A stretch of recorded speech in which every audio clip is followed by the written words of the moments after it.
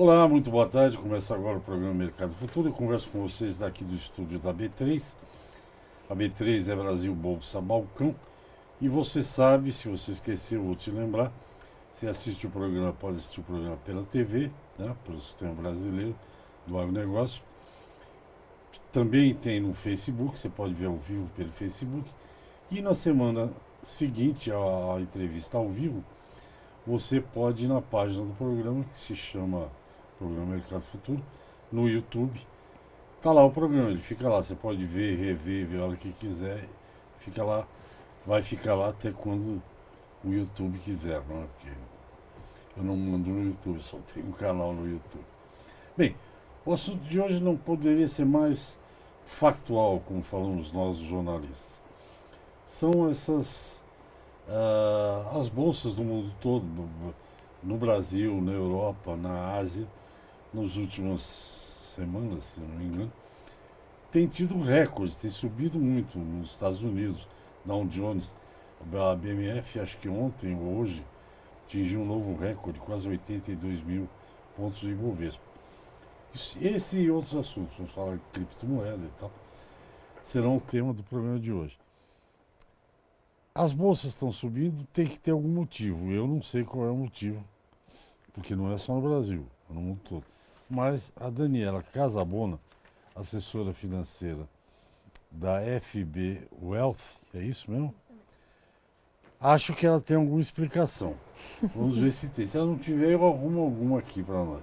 Boa tarde, muito Boa obrigado. tarde, tudo bem? Obrigado pela atenção. Eu que Tem alguma agradeço. explicação? Porque o aumento nos índices é geral, né? Sim, os aumentos são favoráveis para o mundo todo, tá? O Uhum. mundo está mais aquecido, o mercado global está mais aquecido, mas eu acho que se a gente for falar do mercado interno, a gente for falar de Brasil, a gente teve queda da taxa de juros, que ajudou a fomentar a economia e, consequentemente, a favorecer as empresas, né? Uhum. As ações são pequenas parcelas são pedaços de empresas, né? Sim. Então, assim, você é um pequeno sócio de uma empresa determinada quando você compra uma ação.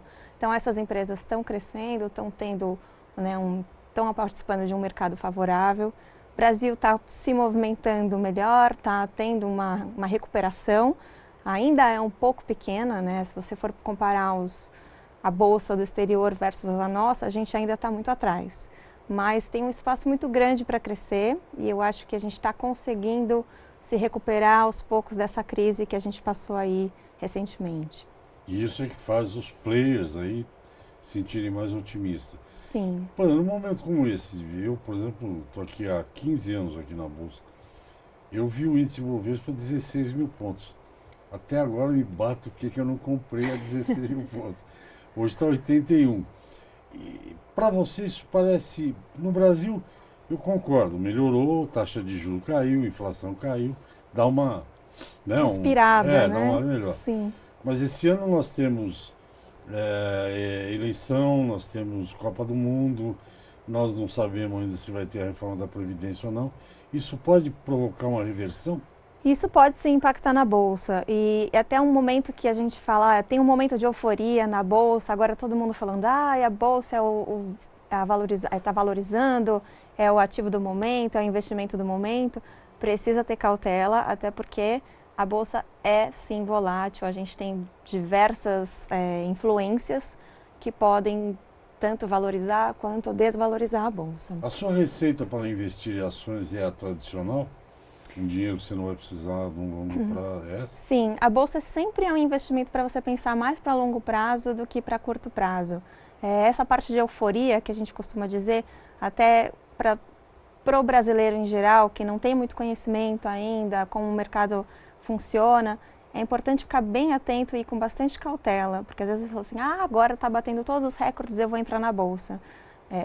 Tem que tomar bastante cuidado, tem que pensar para longo prazo e tem que diversificar. Tem que ser um dinheiro que você vai precisar só para um longo prazo, que vai ser uma coisa mais para sua aposentadoria, para sua previdência. Aí sim tem um resultado Nem de médio sucesso. prazo você deve. Mas a gente costuma dizer que algumas ações, né, pontuais são para médio prazo. Então, algumas ações a gente consegue aproveitar, tem small caps que também são ações que são para curto, médio prazo, mas essas ações têm que estar num portfólio diversificado, porque o sucesso do investimento hoje é a diversificação. Mesmo com a renda fixa, mesmo com a renda variável, o sucesso do investimento é a diversificação. Uma vez que uma ação sua cai, a outra sobe, você consegue equilibrar esses ganhos e não ficar desesperado achando que você vai perder todo o seu dinheiro. Não, pelo que eu não sou especialista nisso, mas, por exemplo, eu li em algum lugar aí, recentemente uma ação que estava maravilhosa, tal do Magazine Luiza, uma coisa assim, Sim. subindo pro chão. Eles estão investindo, vão abrir não sei quantas coisas e tal. O investidor tem que estudar quando ele vai entrar em ação, porque ele pode comprar um pouco disso, é varejo que chama. Isso. Mas, por exemplo, você pode comprar BR Foods, que é alimento, você pode comprar um pouquinho de banco. É isso que você fala de A gente como assessor fazer uma cesta, é assim. Isso, a gente como assessor financeiro, a gente até não incentiva muito o nosso cliente a investir direto ele na bolsa. Por que ele vai investir na bolsa? Ele pode consultar ou contratar, né, que a gente chama um gestor. Então a gente recomenda alguns fundos de ações, alguns fundos multimercados que também vão mexer com ações, para que o investidor fique um pouco mais seguro e consiga aproveitar essa oportunidade, rentabilizar seu dinheiro, mas de forma mais segura e mais sábia. Então, às vezes a pessoa fala, eu ouvi dizer que aquela ação do Magazine Luiza está indo bem. Mas e se ele comprar agora? Agora já está caro. Tem chance para subir mais? Tem chance para subir mais, mas pode cair. Pode cair também. Então, assim, a gente não indica que o nosso investidor faça isso por si só, assim, por conta própria. Até porque hoje existem todos os fundamentos, como a gente fala, a ação ela é baseada numa empresa. Então a gente precisa ver se a empresa está bem, se a empresa está investindo, se a empresa qual é a perspectiva, qual a dívida, né? Então tem todos esses fatores que vão ajudar a você investir ou não investir em uma determinada ação. A última linha do balanço, aquelas coisas. Exatamente. Qual é a sua opinião? Eu estou encucado com isso porque eu já pensei várias vezes em olhar ali. Isso acho que você faz direto. Não sei se faz direto ou precisa de corretor. O que você acha do Tesouro Direto? Olha, o Tesouro Direto ele é um bom investimento de renda fixa. Ele é mais seguro, né? Existem até pessoas que fazem o trade de Tesouro Direto, mas para um investidor normal que não vai ter tempo de ficar acompanhando essas taxas, a gente recomenda sim investir. Hoje tem diversas opções, tem baseado no IPCA, tem baseado no CDI, na Selic. Então, vale a pena você ter um pouquinho no seu portfólio, sim. Sim.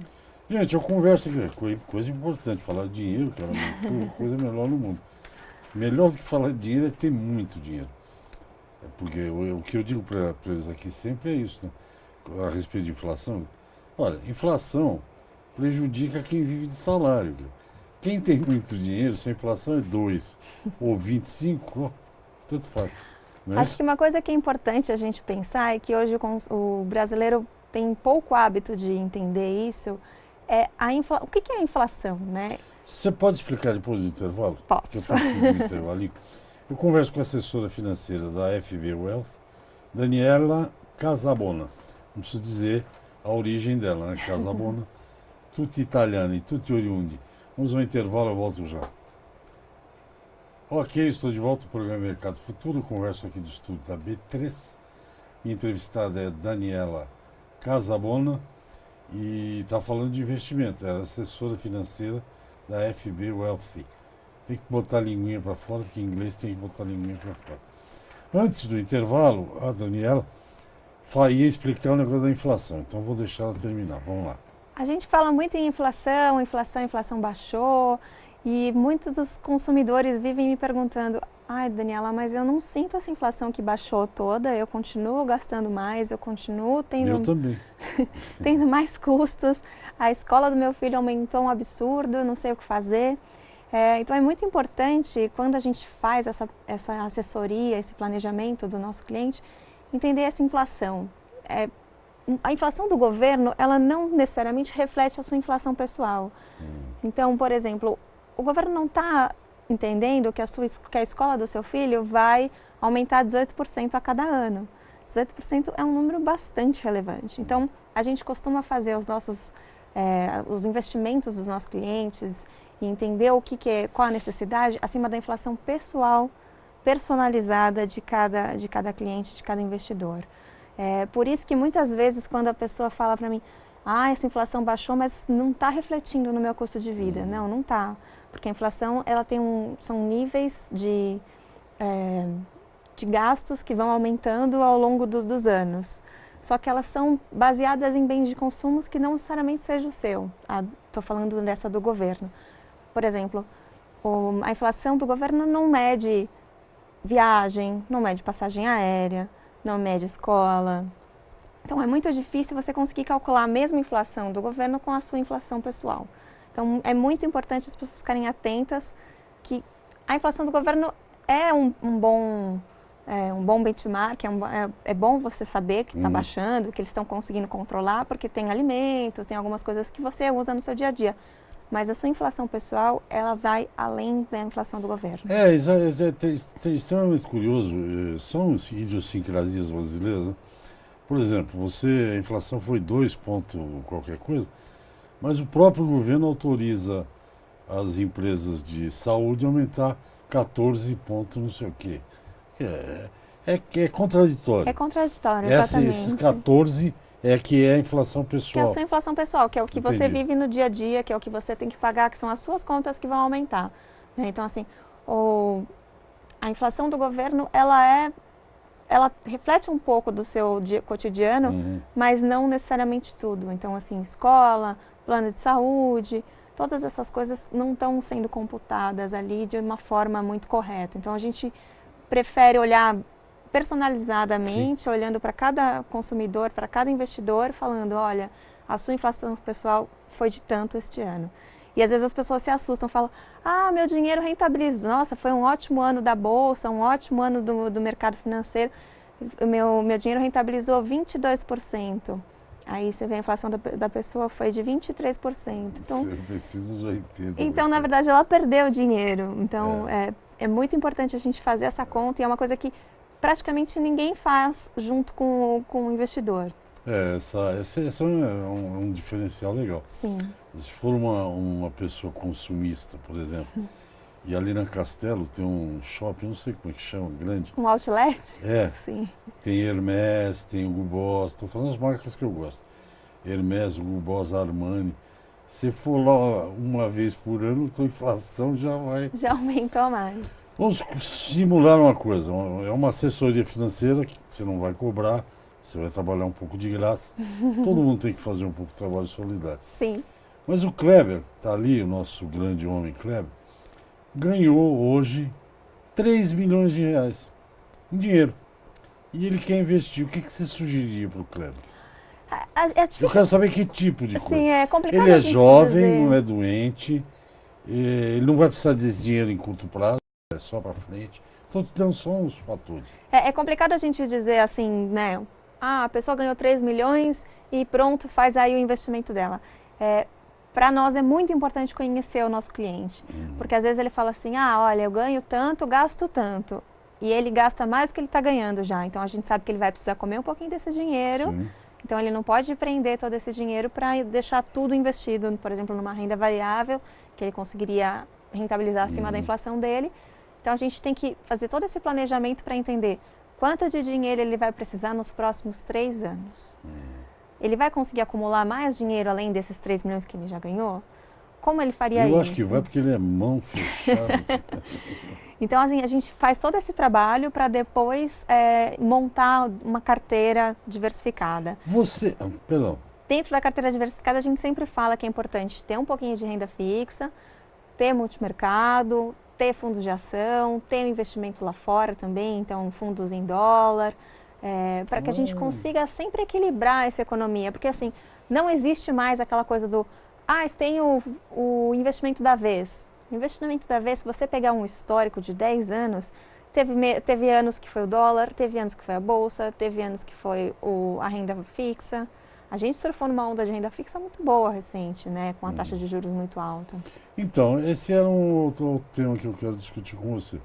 Eu conheço algumas pessoas que são extremamente, eu acho que chamar de conservador, elas não querem correr risco. Então, aplica lá no DI, que estava 14, 13, ontem ou sexta-feira eu olhei, Estava no 19, está 9%, alguma coisa assim, e 2021 está um pouco mais alto, ou alguma coisa por aí. O que essa pessoa vai ter que correr mais risco. Mas quais seriam as sugestões? Que sejam fundos? O que é um multimercado? Eu sei, mas explica o que tem no multimercado. O multimercado, ele é um fundo que a gente diz que ele é meio independente, ele pode investir no que ele quiser, ele não tem muitas restrições. Então, por exemplo, ele pode investir um pouquinho de bolsa, um pouco de moeda, um pouco de taxa de juros, um pouco em tesouro. Ele pode fazer um mix. É um multi. Exato, um mix no próprio fundo. Então, a gente sempre aconselha que, ao sair da renda fixa, que é o mais conservador, né, que nem sempre a gente fala que é conservador, porque a pessoa está sempre numa classe de ativo só. Então, interessante é que ela consiga diversificar não só o tipo de ativo, mas todas as classes. Então, um pouquinho de renda fixa, um pouquinho de multimercado, um pouquinho de ação, um pouquinho de moeda. Isso é muito importante para que a pessoa consiga equilibrar de uma forma só. A gente fala, não pode colocar todas as coisas numa cesta só. E está certíssimo isso mesmo, tem realmente que diversificar. Mas para quem tem muito medo ainda de dar esse passo, a gente aconselha mesmo o fundo multimercado, porque ele vai te dar um pouquinho mais de volatilidade, vai ser um pouco mais variável, a renda vai ser um pouco mais variável, mas ainda assim existem fundos multimercados que não são tão voláteis, que dá para correr menos riscos, que a gente diz, né? Um pouco mais baseado em tesouro, um pouco mais baseado em juros. Só aí você tem que ver. Você me corrige aí, se for o caso. A primeira coisa que eu vejo quando eu tenho alguma coisa, algum dinheiro, é quanto que vão me cobrar de taxa de administração. Se for muito alto, não vale a pena. Se a coisa vai render 0,5% ao mês e a taxa do banco é 1%, vai me comer 2 meses, né? Pelo menos, né? Então não vai ser 12 meses, vai ser 10. E o multimercado, pelo que eu entendo, aí você presta atenção, é o seguinte: você tem, por exemplo, um pouco de dólar ou euro, que seja, você tem ações, algumas ações, você tem renda fixa, que é aquele que você já sabe quanto vai dar, não é isso? E por aí vai. Então, como sempre você vai perder algum dia, já vamos ao intervalo. Eu tenho uma amiga que herdou do pai uma quantia razoável em dólares, aplicado fora do Brasil. E acho que muita em ação. E eu brinco com ela, ela fala assim, Rest, depende do ano. Um ano eu olho que lá eu estou rico, outro ano eu fiquei pobre. Porque a oscilação porque a oscilação é assim Tem mesmo. que aprender a ter sangue frio. Tem que aprender a ter sangue frio, tem que aprender a olhar para o longo prazo. Não tem essa coisa da moda, olha, vou fazer vou ficar rico em um mês. Se fosse Bitcoin, assim, né? Pode ser o tema do próximo Se fosse assim, todo mundo ficava rico, né? Claro. Imagina. Não acabava os pobres. Mas tem que olhar assim para o longo prazo e tem que ser um pouco mais responsável com essa questão de investimentos. Tá bom, converso com Daniela Casabona, ela é assessora financeira FB Wealth. Agora estou de sacanagem. Vamos ao intervalo e eu volto já já. Ok, estamos de volta ao programa Mercado Futuro. Eu converso com a Daniela Casabona. E eu estava perguntando da família dela, italiana, eu vou perguntar no ar agora.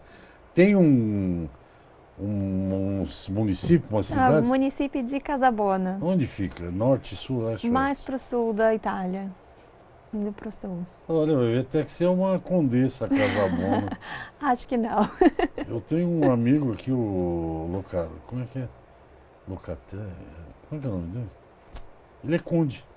Italiano também. Olha, que legal. Mas ele é conde mesmo. Bom, nós estamos falando, eu não, ela está falando de investimentos e de aplicações. Vocês que têm dinheiro aí, já viram que esse negócio de DI tem que mudar agora, senão o teu rendimento vai cair muito. Né? Sim. A taxa de juros está em queda, então você tem que procurar melhorar o rendimento. Até se esse dinheiro é para pagar plano de saúde, ou o que seja. O Kleber, com os 3 milhões dele, não sei o que ele vai investir. Eu acho que eu vou sugerir que ele invista na Nicoleta, que é o nome que eu estou dando para o Bitcoin da Venezuela, que o Nicolás Maduro quer fazer. Mas vamos falar um pouco de criptomoeda. É uma boa opção criptomoeda? Olha, eu sou um pouco pessimista em relação a Bitcoin. Você é economista? Eu não, eu sou assessora financeira, mas eu sou um pouco pessimista em relação a essas criptomoedas, né? Primeiro porque aonde está custodiado? Fica onde? Numa nuvem? Como é que eu, né, posso pedir esse dinheiro de volta se acontecer alguma coisa? Hoje a gente sabe que na bolsa tem até um hedge, né? Se acontecer alguma coisa, eles devolvem uma parcela, enfim. A criptomoeda é tudo muito novo. Eu acho que vai ser sim uma tendência, mas acho que ainda falta muita organização. Desde que surgiu o Bitcoin, surgiram já diversas outras moedas. Está gerando uma certa bolha, então já tem, né, já caiu bastante o Bitcoin. É um mercado super volátil, baseado em poucas coisas, não tem muitas teorias, né? Não é baseado, diferente de uma ação que é baseada numa empresa, numa perspectiva, num histórico. O Bitcoin já é, a criptomoeda em si é baseada, né, não tem uma base muito sólida. E também tem a questão de não ser uma coisa legal ainda, não é uma coisa legalizada, não tem, a gente não sabe a natureza econômica ou a jurídica disso. Sempre que alguém chega para mim e fala, Dani, eu quero investir em criptomoedas, quero investir em Bitcoin, eu falei, já estudou sobre isso? Já viu o que pode acontecer? Se você quer fazer uma coisa para jogar no bingo, pode ir lá, pega o seu dinheiro que você não vai ter problema. A gente escuta aí, uma pessoa ficou super milionária depois que comprou Bitcoin e cresceu. Realmente cresceu. Mas assim, até então a gente não, é muito nebuloso ainda, é um mercado muito nebuloso, muito sem regras e complicado de se administrar. Você me falou um negócio aí que no Brasil estão operando, poxa, com isso, né? É um negócio que exige muito conhecimento. Tem um negócio chamado blockchain, que você já ouviu falar, né? Diz que de 10 em 10 minutos muda a senha. Aí você tem que ter uma baita estrutura de computação para descobrir aquela senha, para poder comprar. Aquela é a base. Exatamente. Para poder comprar o Bitcoin. Você sabe que a CVM, inclusive, ela proibiu os fundos em operar Bitcoin, do Estado, acho, né? Sim. Não os particulares. Eu acho que Kleber Bitcoin é uma boa. De um modo geral, essa taxa de juros que nós temos no Brasil, se as coisas caminharem como estão, ela deve se manter relativamente baixa. Acredito que ela vai ficar um momento aí, um período estável, mas a gente depende muito dessas surpresas, né? Políticas e econômicas. Eu acho que o econômico ainda está um pouco mais afastado agora do político. A gente está conseguindo segurar mediante essas notícias bombásticas que a gente tem visto, né? Eu acho que a economia até que se segurou muito bem.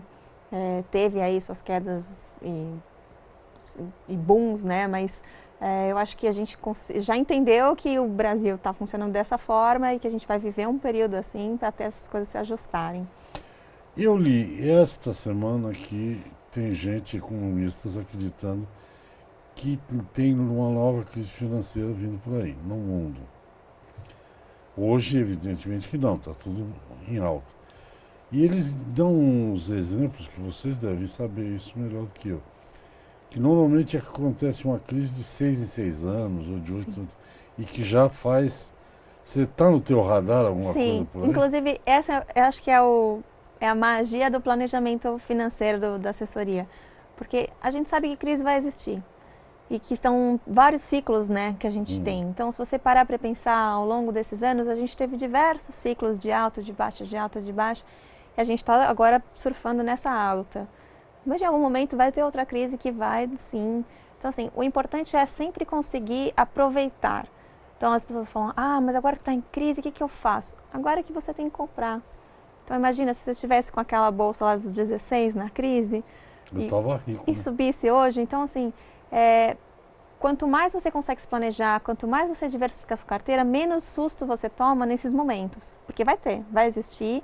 São ciclos econômicos, ciclos políticos, todos eles fazem com que a crise esteja lá. Então a gente sempre fala, a crise ela sempre vai existir. De alguma forma a gente sabe que vai existir, a gente não sabe exatamente o que vai ser, mas sabe que vai existir. Então, por exemplo, tem grandes chances de ser uma crise de bolha de criptomoedas, porque agora está surgindo, está alta, a gente já está sentindo um pouco essa movimentação, mas que vai ter. Então, é importante você conseguir. Eu costumo dar um exemplo muito claro para os investidores. Quando teve a crise imobiliária, Era o momento de comprar ou de vender? A crise, Imobiliária. Então, que os apartamentos... a hora de quem tem dinheiro comprar. Exatamente. Aí você vai surfar numa alta agora, vai conseguir vender num momento bom. Agora, quem não estava preparado, quem não estava planejado, teve que vender porque estava enforcado, vendeu a um preço muito pior. Pior.